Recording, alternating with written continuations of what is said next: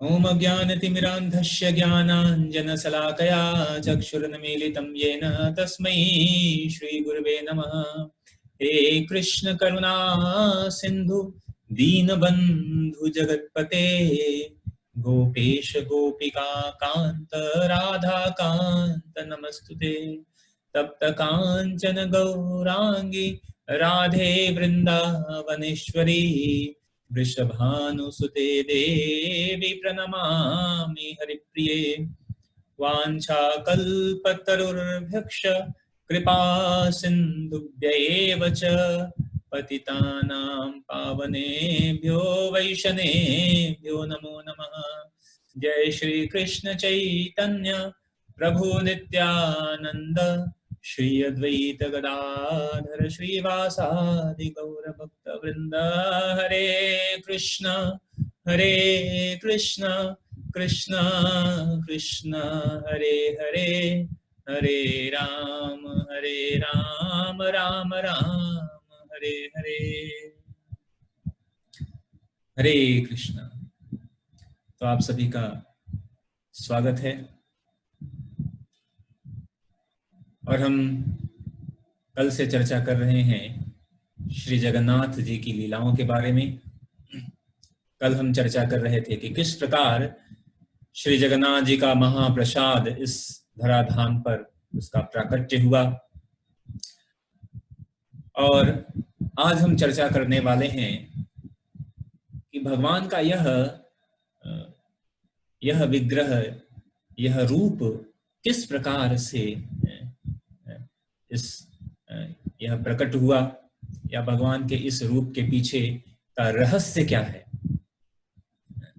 हम देखते हैं कि भगवान जगन्नाथ, बलदेव और सुभद्रा, यह एक विशेष एक जोड़ी है जहां पर भगवान की पूजा उनके भाई बलराम और उनकी बहन माता सुभद्रा के साथ भगवान का यह विशेष पूजा और दर्शन और अर्चन किया जाता है।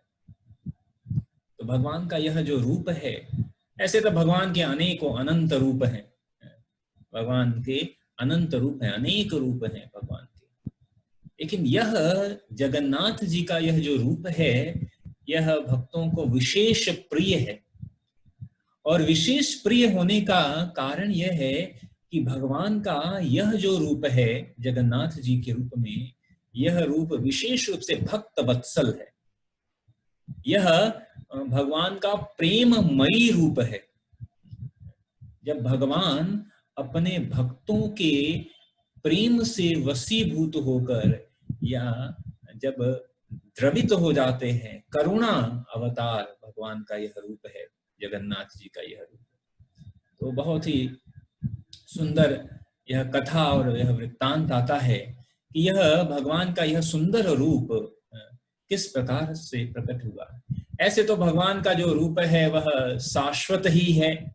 जगन्नाथ जी के रूप में बलदेव और सुभद्रा का यह जो रूप है यह भी यह शाश्वत ही है, लेकिन फिर भी यह अभी हम जगन्नाथ जी का यह जो रूप का हम पूजन करते हैं, इसका प्राकट्य के पीछे एक बहुत ही सुंदर लीला है।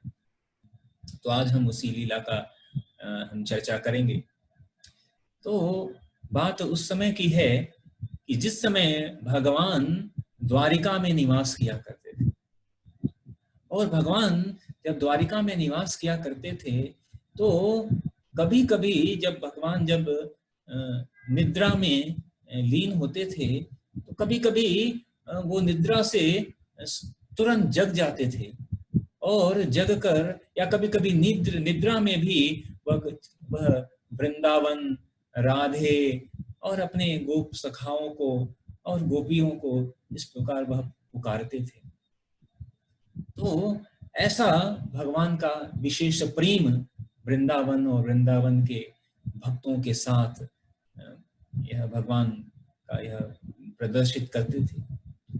तो वृंदावन के यह विशेष प्रेम को देखकर जो भगवान की जो महिषियां थी, पटरानियां थी, 16,108 पटरानी जो थी, वह ऐसा विचार करती थी कि कौन सा ऐसा कौन सा प्रेम है, ऐसा क्या है वृंदावन में, या वृंदावन के वासियों में, या वृंदावन के भक्तों में ऐसा अद्भुत प्रेम कि हम यहाँ पर 16,108 पटरानियां मिलकर भी भगवान को वह प्रेम नहीं दे पा रही हैं।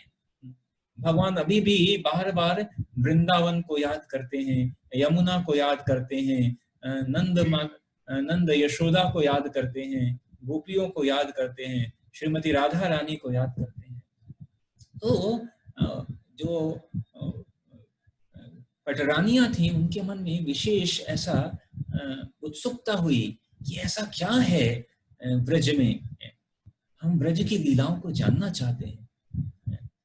तो ऐसा वो विचार करती थी कि कहाँ ब्रज में कोई बहुत अधिक कुछ क्या कहते हैं ऐश्वर्य भी नहीं, और द्वारिका में स्वर्ग से भी बड़ा ऐश्वर्य है, लेकिन फिर भी भगवान बार बार ब्रज को याद करते हैं। तो सारे पटरानियों ने एक बार एक ऐसे मीटिंग बुलाया और आपस में चर्चा करने लगी कि देखो सखी, हम यहाँ पर इतना ऐश्वर्य है और हम इतना भगवान से प्रेम करते हैं, इतनी सेवा करते हैं, लेकिन उसके बाद भी भगवान जो है, कृष्ण जो है, वह केवल राधे, गोपी, यमुना, वृंदावन इसको याद करते हैं। तो ऐसा क्या है वृंदावन में, हम सभी उसको जानने के लिए इच्छुक हैं। तो सभी पटरानियों ने कहा कि हाँ हाँ, हमें भी जानना चाहिए ऐसा क्या है वृंदावन में, ऐसा कौन सा प्रेम है वृंदावन में। तो सबने विचार किया कि लेकिन कैसे पता किया जाए, डायरेक्ट तो भगवान से पूछ नहीं सकते हैं। तो उन्होंने सोचा ये विचार कैसे, यह वृंदावन की लीला का कैसे श्रवण किया जाए। सबने विचार किया कि किससे यह कथा पूछी जाए। तो हुआ कि रोहिणी माता, जो कि बलराम जी की माता हैं, वह एक ऐसा व्यक्तित्व है जो कि हर जगह भगवान की समस्त लीलाओं में वे थी। जब भगवान वृंदावन में थे तो वहां पर भी रोहिणी माता थी, जब भगवान मथुरा आए तो रोहिणी माता वहां पे भी थी, और जब भगवान द्वारिका आए तो रोहिणी माता द्वारिका में भी थी।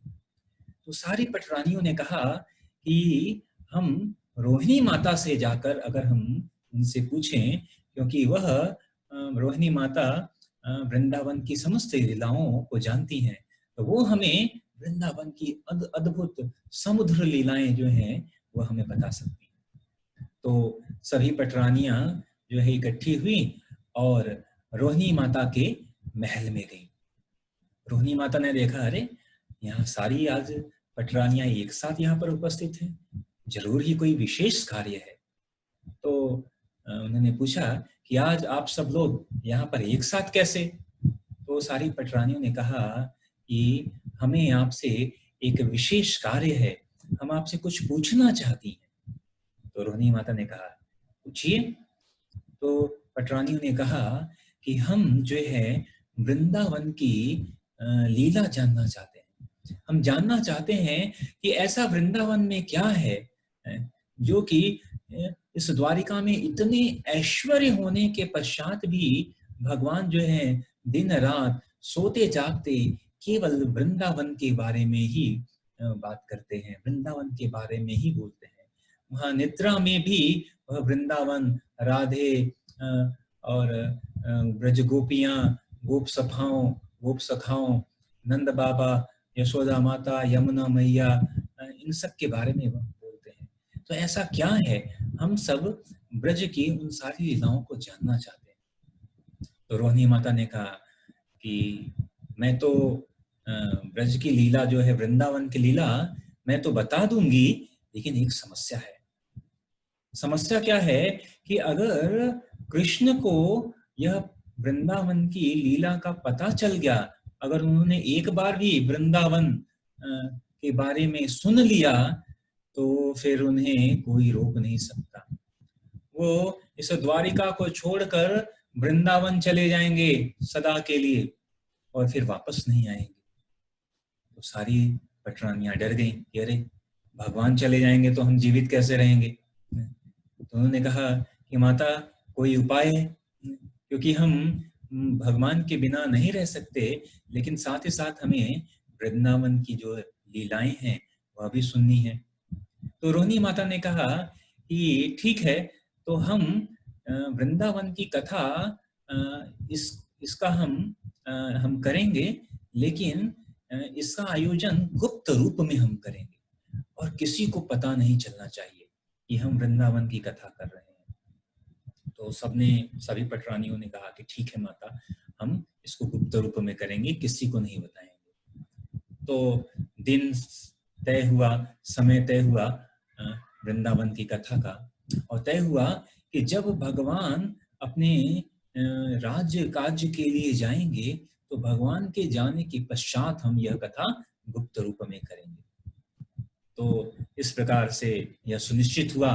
और अगले दिन जब भगवान श्री कृष्ण अपनी समस्त नित्य क्रिया करने के पश्चात राज्य कार्य करने के लिए अपने महल से निकल जाते हैं, तो सभी पटरानियां जो है पुनः रोहिणी माता के महल में इकट्ठी होती हैं। और वहां पे जितने भी दास दासियां थी सबको छुट्टी कर दी जाती है कि आज आप सब लोग की छुट्टी है, आप लोग सभी लोग जाइए। और उस महल में गुप्त रूप में वृंदावन की सुमधुर कथा का आयोजन किया जाता है।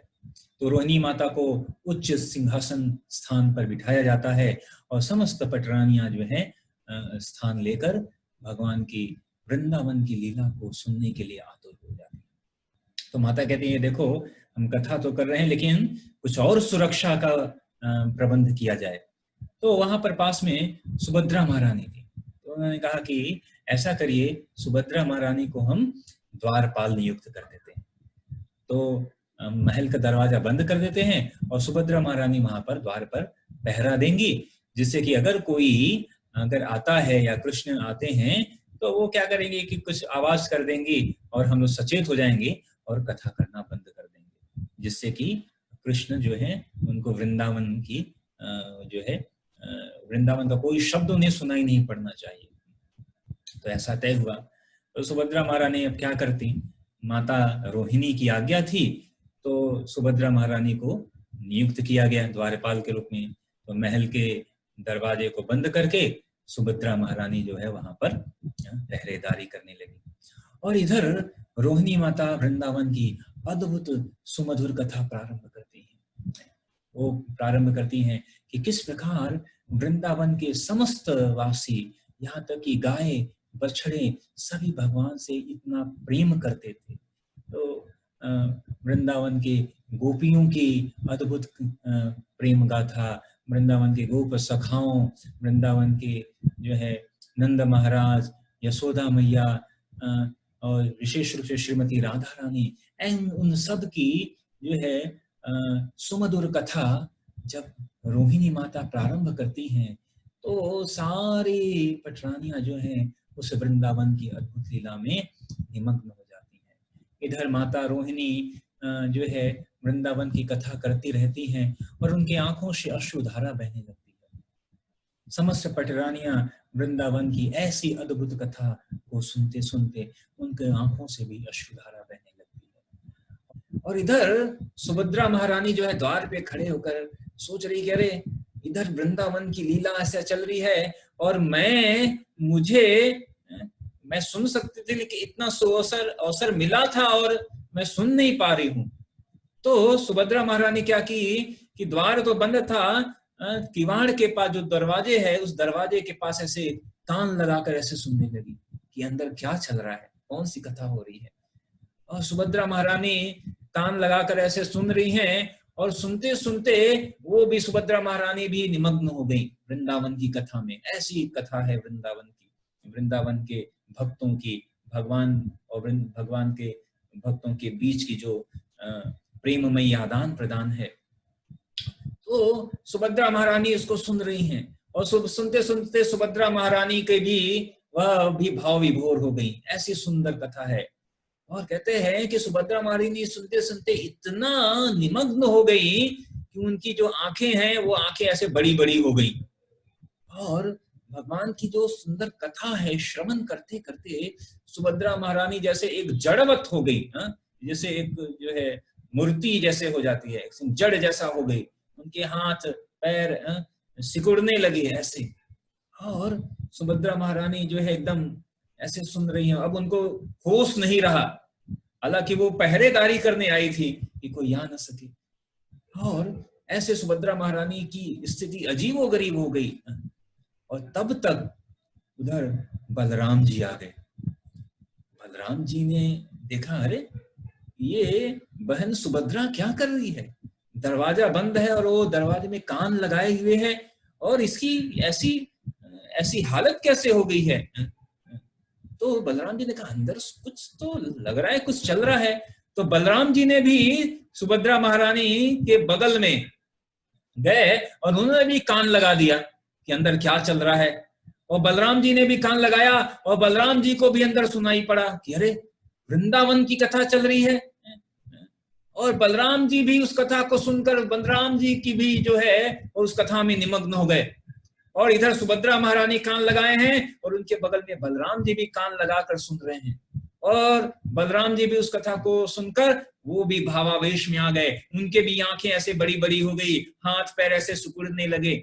और सुभद्रा महारानी और बलराम जी दोनों कान लगाए वृंदावन की कथा सुन रहे हैं, और अंदर कथा का सागर, प्रेम का सागर उमड़ रहा है। और तब तक भगवान वहां पर आए। और भगवान जब आए तो भगवान कृष्ण ने देखा, अरे ये क्या, यहाँ पे बलदाऊ क्या कर रहे हैं और बहन सुभद्रा, ये दोनों मतलब इनकी स्थिति कैसी हुई है, और भी दरवाजा बंद है और ये कान लगाए क्या सुन रहे हैं। और भगवान कृष्ण आए और उन्होंने भी उस दरवाजे के पास कान लगा के सुना अंदर क्या चल रहा है। और जैसे ही भगवान ने सुना, भगवान को सुनाई पड़ा, वृंदावन, राधे, यमुना, नंद बाबा, यशोदा मैया, जैसे ये जैसे शब्द सुनाई पड़ा, भगवान भी भावावेश में आ गए और उनकी भी आंखें बड़ी हो गई। और बहन सुभद्रा बलदाऊ के साथ भगवान भी वैसे जड़वत हो गए, ऐसे ही जड़वत हो गए। और तो उसी समय नारद जी वहां पर प्रकट होते हैं और नारद जी देखते हैं कि अरे ये क्या चल रहा है, यहाँ पर स्वयं भगवान बलदाऊ और सुभद्रा ये क्या कर रहे हैं, और यह कैसा अजीबोगरीब यह वेश धारण कर लिया है, अजीबोगरीब जो है रूप धारण किया हुआ है। और तो वास्तविक रूप में वही रूप है जगन्नाथ जी का, बलदेव का और सुभद्रा महारानी का। जब भगवान अपने भक्तों की प्रेममयी कथा को सुनकर भगवान इतने द्रवित हो जाते हैं, इतने प्रेम से भर जाते हैं कि भगवान के अंग प्रत्यंग जो है वह पिघलने लगते हैं। अब देखिए, भगवान के जगन्नाथ जी के रूप में भगवान के पैर दिखाई नहीं पड़ते, वो एकदम प्रेम से ऐसे पिघल गए, और हाथ भी जो है एकदम ऐसे हो गया, और यह गला तो है ही नहीं ऐसा, गर्दन तो है ही नहीं ऐसा, और आंखें ऐसी बड़ी बड़ी हो गई हैं। तो यह जो रूप है जगन्नाथ जी का, बलदेव जी का, ये वही रूप है जब भगवान अपने प्रेमी भक्तों की बारे में यह जो सुनते हैं, स्वयं भगवान, हम ऐसे भगवत गीता में जो भगवान ऐसे कहते हैं, मत चित्त मद्गत प्राणा बोधयंत परस्परम कथयंतश्च माम नित्यम तुष्यन्ति च रमन्ति च। भगवान की कथा को जो सुनकर समस्त लोग क्या करते हैं, तुष्यन्ति, आनंद प्राप्त करते हैं, आनंद प्राप्त करते हैं, संतुष्टि प्राप्त करते हैं। और वो भगवान अपने भक्तों की कथा सुनकर ऐसे प्रेम में उनकी आंखें ऐसे बड़ी बड़ी हो गई।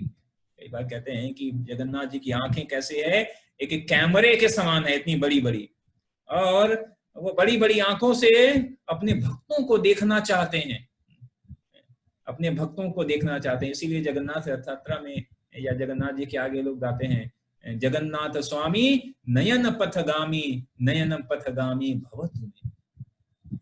भगवान जो है, इसलिए कहते हैं कि भगवान कृपया करके आप अपनी बड़ी बड़ी आंखों से हम भक्तों को भी देखिए। ऐसा ऐसा यह भाव भक्ति सिद्धांत सरस्वती महाराज कहते थे कि हम जब भगवान के दर्शन करने जाते हैं तो हम भगवान का दर्शन कर नहीं पाते हैं। हम क्या देखते हैं, हम कभी देखते हैं कि भगवान की जो मूर्ति है वह अष्ट धातु की बनी है, कभी देखते हैं कि काले संगमरमर की बनी है, सफेद संगमरमर की बनी है। इस प्रकार हम दर्शन कर पाते हैं अपने इन चर्म चक्षुओं से। तो भक्ति सिद्धांत सरस्वती महाराज कह रहे हैं कि ऐसा भक्ति करिए, ऐसा प्रेम करिए, ऐसा कार्य करिए कि भगवान हमको देखें।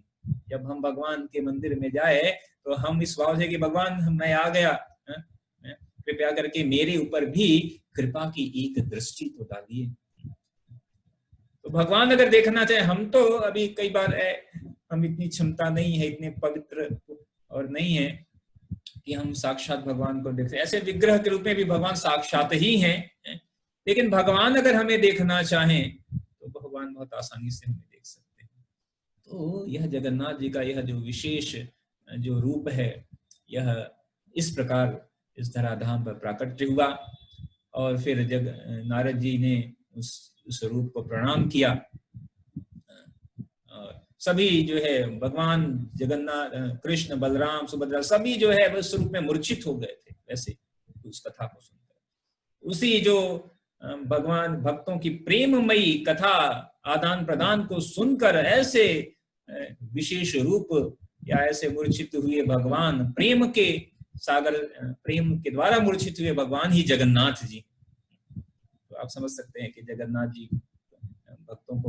भक्तों को यह जगन्नाथ जी क्यों विशेष प्रिय हैं, क्योंकि यह प्रेम का ही अवतार है।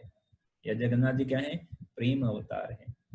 भक्तों के प्रति उनके हृदय में इतनी करुणा और प्रेम है, उसका यह साक्षात अवतार है। और इसके साथ साथ एक और कथा आती है, पुराणों में कथा आती है, स्कंद पुराण में, और कि बहुत समय पहले की बात है, सतयुग की बात है कि राजा इंद्रदुम्न नाम के एक बहुत ही प्रतापी राजा हुआ करते थे, और वह भगवान के बहुत ही प्रेमी भक्त थे। और उनको ऐसा विरह सताता था कि मैं भगवान के साक्षात दर्शन क्यों नहीं कर पाता। तो उसी समय उनके राज्य में अनेकों प्रकांड विद्वान थे। उन विद्वानों में से एक विद्वान ने कहा कि अगर आपको इस समय भगवान के साक्षात दर्शन करने हैं तो इस समय नीलाद्रि पर्वत पर भगवान साक्षात विराजमान है नील माधव के रूप में। तो जैसे ही राजा इंद्रदुम्न को पता चला कि भगवान नील माधव के रूप में नीलाद्रि पर्वत पर विद्यमान है, तो वह तुरंत उनके दर्शन की उनको उत्कंठा उत्पन्न होने लगी। और उन्होंने कहा कि लेकिन अभी नीलाद्रि में कहाँ भगवान नील माधव है, किसी को पता नहीं है। और ऐसा सुनने में आता है कि वहां के जो आदिवासी लोग हैं वहां बहुत ही गुप्त रूप में नील माधव भगवान की सेवा करते हैं, किसी को पता नहीं चलता है। तो उनका एक मंत्री था जिसका नाम था विद्यापति। विद्यापति ने कहा, महाराज मुझे आज्ञा दीजिए, मैं जाऊंगा और भगवान नील माधव का पता लगाकर वापस आऊंगा और आपको जो है भगवान नील माधव का दर्शन हम कराएंगे। तो भगवान ने, राजा इंद्रदुम्न ने कहा कि ठीक है। तो विद्यापति जाते हैं और विद्यापति कई समय महीनों यात्रा करके जब नीलाद्रि पर्वत पर जाते हैं तो वहां पर जो आदिवासी जो है, आदिवासी थे और आदिवासियों के जो मुखिया थे उनका नाम था विश्ववसु। तो विश्ववसु जो है वह भी भगवान के परम भक्त थे। तो ऐसा सुनने में आता था कि विश्ववसु कभी प्रतिदिन सुबह सुबह कहीं पर जाते हैं और जब आते हैं तो उनके यहाँ गले में एक माला होती है और ऐसा दिव्य सुगंध आता है जो कि ऐसा सुगंध पृथ्वी पर संभव ही नहीं है, ऐसा दिव्य सुगंध आता है। तो जब विद्यापति को यह बात पता चला तो उन्हें विश्वास होगा कि निश्चय ही यह जो विश्ववसु हैं इनको नील माधव के बारे में जरूर पता है और यह निश्चय ही नील माधव के दर्शन करने जाते हैं। लेकिन विश्ववसु किसी को बताते नहीं थे, यहाँ तक कि अपने आसपास के जो उनके निकट के लोग थे उनको भी नहीं बताते थे। तो विद्यापति ने कहा कि अब क्या किया जाए। तो विद्यापति ने जो है विश्ववसु की जो एक पुत्री थी जिसका नाम था ललिता, विद्यापति ने उस ललिता से विवाह कर दिया। और जब ललिता से विवाह कर लिया तो विवाह के पश्चात फिर विश्ववसु जो है विद्यापति ने अपने पत्नी ललिता से कहा कि तुम्हारे पिताजी कहाँ जाते हैं रोज सुबह सुबह, और सुना है कि जब वो वापस आते हैं तो बहुत सुगंधित जो है बहुत सुगंध होता है, दिव्य सुगंध होता है। तो ललिता ने कहा कि मेरे पिताजी प्रतिदिन सुबह भगवान नीलमाधव की पूजा के लिए जाते हैं, यहाँ तक कि आज तक मुझे भी कभी नहीं ले गए। तो विद्यापति ने कहा नहीं, मुझे एक बार नीलमाधव के पास जाना है। तो ललिता ने कहा लेकिन पिताजी आपको ले नहीं जाएंगे। तो उन्होंने कहा कि अगर जो है मुझे नीलमाधव के दर्शन नहीं हुए तो मैं तुम्हें छोड़ दूंगा, मैं तुम्हें छोड़ दूंगा। जब बात विश्ववसु को यह बात पता चली तो उसने कहा, वह अपने पुत्री से बहुत प्रेम करते थे, लेकिन साथ ही साथ वह किसी को नीलमाधव के दर्शन कराना नहीं चाहते थे। उन्हें डर था कि कहीं नीलमाधव चले न जाएं। तो उन्होंने कहा कि लेकिन वह अपनी पुत्री से बहुत प्रेम करते थे। उन्होंने कहा कि ठीक है, मैं दर्शन कराऊंगा, लेकिन तुम्हारी आंख पर पट्टी बांध कर ले जाऊंगा। तो विश्ववसु ने विद्यापति के आंख पे पट्टी बांध दिया और उनको लेके गए। लेकिन विद्यापति जो है बहुत विद्वान थे और बुद्धिमान थे, मंत्री थे, तो अपने हाथ में सरसों के दाने लिए और जैसे जैसे जा रहे थे वो मुट्ठी से सरसों के दाने गिराते गए। और जब नीलमाधव के पास पहुंचे तो वहां पर वास्तविक रूप में वहां पर नीलमाधव में वहां पे जो है स्वर्ग के देवता आते थे नीलमाधव की पूजा करने के लिए, और विश्ववसु केवल अकेले वहां पर भगवान की पूजा अर्चन किया करते थे। विद्यापति को पता चल गया, उन्होंने भी भगवान के दर्शन किए। उन्होंने कहा कि अब हम राजा इंद्रदुम्न को लेकर आएंगे। तो विद्यापति वहां से तुरंत गए और राजा को सूचित किया, और राजा अपनी सेना को लेकर भगवान के दर्शन करने के लिए आए। लेकिन जब तक भगवान इंद्रदुम्न आए, राजा इंद्रदुम्न आए, तब तक भगवान वहां से अंतर्ध्यान हो गए। और जब भगवान अंतर्ध्यान हो गए तो सबने सोचा कि जरूर ही विश्ववसु ने जो है भगवान को छिपा लिया है। और विश्ववसु को जब पता चला कि भगवान अंतर्ध्यान हो गए तो वह बहुत ही निराश हो गए, वह रोने लगे, बहुत ही और उनको बहुत ही पीड़ा होने लगी। तो इधर सबने जो है विश्ववसु को जो है बंदी बना लिया। और तभी फिर भगवान स्वप्न में आते हैं राजा इंद्रदुम्न को, कहते हैं कि कृपया करके विश्ववसु को छोड़ दीजिए, वो मेरा प्रिय भक्त है और अभी मैं आपको दर्शन नहीं दे सकता नीलमाधव के रूप में, लेकिन कुछ समय के पश्चात जो है समुद्र में एक विशेष जो है दारू, एक लकड़ी आएगी और उससे आप जो है मेरा विग्रह बनाइएगा। तो जब राजा इंद्रदुम्न को पता चला यह स्वप्न, तो उन्होंने विश्ववसु को छोड़ दिया। और जो है फिर कुछ समय के पश्चात समुद्र में एक तैरती हुई लकड़ी आई और जो है राजा इंद्रदुम्न ने उसको निकाला। और कहते हैं कि वह लकड़ी इतनी भारी थी कि कोई उसे उठा नहीं सकता था। तो पुनः विश्ववसु आए और उस लकड़ी को बहुत आसानी से उठा लिया। और अब हुआ कि अब इससे कैसे भगवान का विग्रह बनाया जाए। तो कहते हैं अनेकों जो है जो लकड़ी से बनाते हैं, लकड़ी के कार्य करते हैं, क्या कहते हैं, बढ़ैया, वो आए, मूर्तिकार आए विशेष, और जैसे ही अपनी हथौड़ी छेनी लेकर आते थे और उस पर मारते, उनकी हथौड़ी छेनी टूट जाती थी, कोई भी उसे बना नहीं पाता, उस पर कोई भी कार्विंग नहीं कर पाता था। और तभी एक बहुत ही बूढ़ा आदमी आया और उसने कहा कि मैं इससे विग्रह बना सकता हूं, लेकिन शर्त है कि मैं 21 दिन में बना दूंगा, लेकिन इस 21 दिन तक कोई बंद दरवाजे के अंदर बनाऊंगा, कोई दर्शन नहीं करेगा, कोई देखेगा नहीं। तो सबने कहा ठीक है। राजा ने कहा ठीक है, अभी और तो कोई कार्य नहीं कर सकता। तो एक हॉल में जो है भवन में भगवान का वह जो है लकड़ी रखा गया और वह बूढ़ा व्यक्ति अंदर गया और प्रतिदिन राजा जो है जाकर सुनते थे, तो कुछ आवाज आती थी कि अंदर काम चल रहा है। ऐसे करते करते बहुत दिन बीत गए, 14 दिन बीत गए। और 14 दिन के बाद एक दिन राजा अंदर गए, मतलब बाहर से सुनते थे रोज आवाज की, कुछ आवाज आ रही है। उसको, राजा को डर था कि ये बहुत बूढ़ा आदमी है, कहीं अंदर ही मर न जाए और कुछ पता नहीं है, इतना बूढ़ा आदमी है।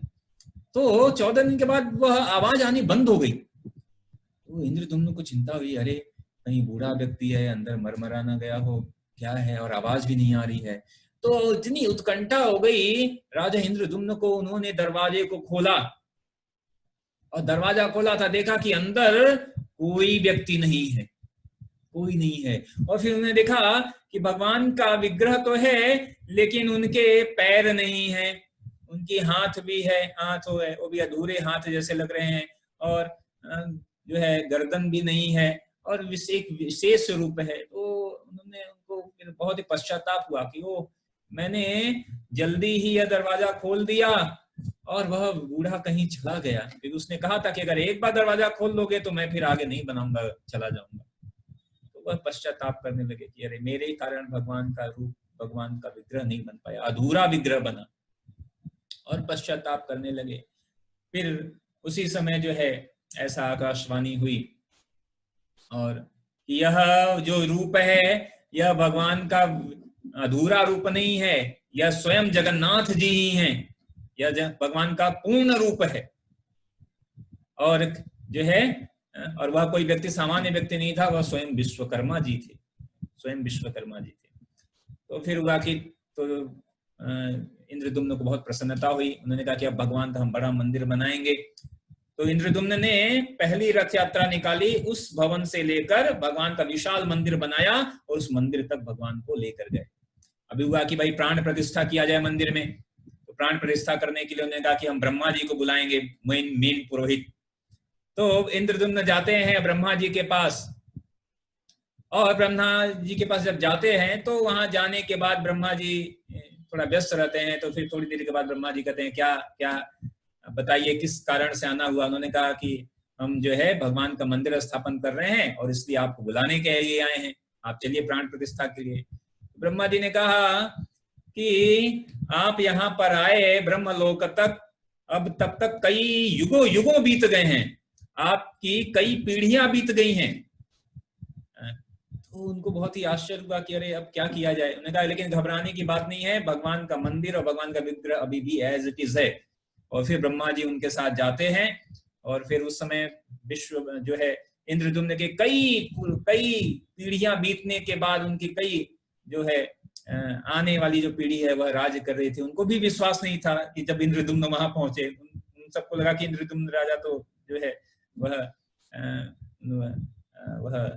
शरीर त्याग चुके हैं। लेकिन जब वहां पहुंचे और उनको विश्वास दिलाया कि वह स्वयं राजा इंद्रद्युम्न है, और फिर उसके बाद एक बहुत बड़ा उत्सव मनाया गया और जगन्नाथ जी को वहां पर स्थापित किया गया। तो इस तरह जगन्नाथ जी का प्राकट्य हुआ। यह सतयुग से यह कथा आती है, सतयुग में यह बात हुई थी। तो इस प्रकार भगवान का यह जो जगन्नाथ जी का प्राकट्य है, यह जगन्नाथ जी के प्राकट्य की यह दूसरी भी कथा है। तो यह जो दो कथाएं हैं इसमें है कि किस प्रकार भगवान जगन्नाथ जी का प्राकट्य हुआ। तो यह जगन्नाथ जी का यह विशेष रूप है। और इस समय जगन्नाथ जी की स्नान यात्रा हुई और इस समय भगवान जगन्नाथ जी जो है बीमार हैं और विशेष सेवा जो है इस समय भगवान की चल रही है। तो आगे ही भी हम चर्चा करेंगे, कल हम चर्चा करेंगे कि भगवान जगन्नाथ जी की कुछ विशेष लीलाएं और स्नान यात्रा क्यों मनाया जाता है, इसके बारे में हम कल चर्चा करेंगे। जय जगन्नाथ, जगन्नाथ बलदेव सुभद्रा महारानी की जय।